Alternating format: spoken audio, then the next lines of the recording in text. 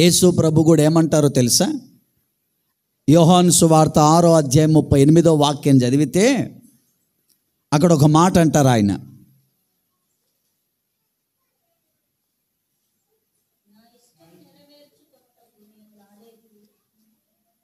నా ఇష్టము నెరవేర్చుకొనుటకు నేను రాలేదు, నన్ను పంపిన దేవుని తండ్రి యొక్క చిత్తము నెరవేర్చుటకే పరలోకము నుండి. ఆ పదం చాలా గ్యాప్గా ఉంటుంది. మీ బైబిల్లో ఉందో లేదో చూడండి. ఆ అక్షరాలు గ్యాప్గా ఉంటాయి.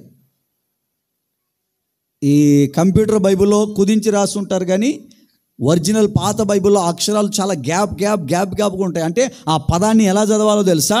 ఆయన అంటాడు, నా ఇష్టం ప్రకారం బ్రతకడానికి నేను రాలా, పరలోకములో ఉన్న నా తండ్రి చిత్త ప్రకారం జరిగించడానికే నేను పరలోకము నుండి వచ్చాను. గంభీరంగా చెప్పాడు ఆ మాట. ఎక్కడి నుంచి వచ్చాడు ఆయన? చెప్పండి, ఎక్కడి నుంచి వచ్చాడు ఆయన? చెప్పండి, ఎక్కడి నుంచి వచ్చాడు ఆయన? ఇప్పుడు నేను మిమ్మల్ని మాట అడుగుతా, మీరు ఎక్కడి నుంచి వచ్చారు? నేను ఎక్కడి నుంచి వచ్చానో నాకు ఒక క్లారిటీ ఉంది. మీరు ఎక్కడి నుంచి వచ్చారు? ఇప్పుడు యేసయ్య అన్నారు కదా, నేను ఎక్కడి నుంచి వచ్చాను?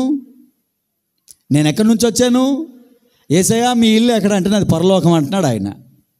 నేను అక్కడి నుంచే వచ్చాను, అక్కడ నన్ను పంపించిన ఆయన పనే నేను ఇక్కడ చేయాలి అన్నాడు కదా. మరి నువ్వెక్కడి నుంచి వచ్చావు?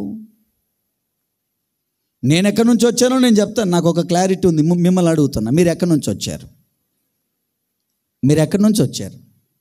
మిమ్మల్ని అడిగితే మీరు ఏం చెప్తారో తెలుసా? మేమా సార్, మా ఊరు నుంచి వచ్చినాం, మా ఇంటికా నుంచి వచ్చినాం, లేకపోతే మాది ఫలానా ఊరు, మేము ఆ ఊరు నుంచి ఈ ఊరికి వచ్చినాం, ఈ ఊరు నుంచి ఈ ఊరికి వచ్చినాం అని అంటారే తప్ప, నిజం చెప్పనా మీకు, 90వ కీర్తనలో మోషే గారు ఏమంటారు తెలుసా?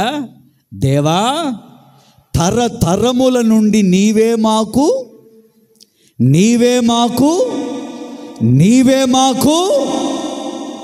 బాగా వినండి, నీవైనా నేనైనా తల్లి గర్భంలో ఒక పిండముగా ఏర్పడక ముందు మనల్ని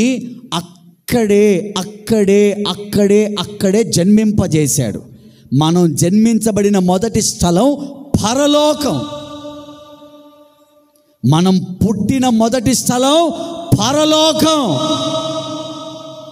అక్కడి నుంచి తల్లి గర్భంలోనికి మనల్ని పంపించాడు.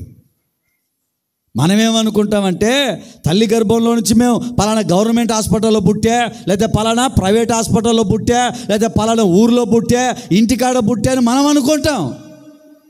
కాదు, దీనికంటే ముందు మనల్ని పరలోకములోనే పుట్టించాడు ఆయన. అక్కడ మనల్ని ఆత్మగా పుట్టించి ఆ ఆత్మని, ఆ ప్రాణాన్ని, ఆ ఆత్మని తల్లి గర్భంలోనికి ఆయన ప్రవేశింపజేశాడు. ఎలాగో తెలుసా?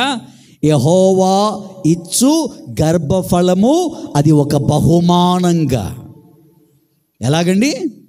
గర్భఫలం ఎవరిచ్చే బహుమానం? బహుమానం అంటే ఎవరు తీసుకురావాలా? చెప్పండి, ఎవరు తీసుకురావాలా? బహుమానం ఇచ్చే ఆయనే బహుమానాన్ని పట్టుకు రావాలా? బహుమానాన్ని ఇచ్చే ఆయనే బహుమానాన్ని పట్టుకురావాలని లేదా? ఇప్పుడు ఆయన అక్కడి నుంచి రావాలా? అక్కడి నుంచి వస్తున్నప్పుడు అక్కడి నుంచి ఏం తీసుకొస్తున్నాడు? బహుమానం, గిఫ్ట్ తీసుకొని వచ్చి తల్లి గర్భమున ప్రవేశించేలా చేస్తున్నాడు. మనం ఎక్కడి నుంచి వచ్చిన వాళ్ళం? చెప్పాలి, ఎక్కడి నుంచి? అందుకే పౌలు గారు అంటారు, మన పౌరసత్వం పరలోకమందుంది. దేవునికి స్తోత్ర, హల్లెలూయా. ఎక్కడుంది మన పౌరసత్వం? పరలోకంలో. అక్కడి నుంచి తల్లి గర్భంలోనికి మనం పిండముగా వచ్చాం. ఇప్పుడు మరి మనల్ని పంపించిన ఆయన చిత్తం కదా ఇక్కడ చెయ్యాలి. ఆయన చిత్తం చొప్పున ఎవరైతే నడుస్తారో వాళ్ళు, వాళ్ళ పిల్లలు, వాళ్ళ కుటుంబాలు పరలోక రాజ్యానికి వెళతారు.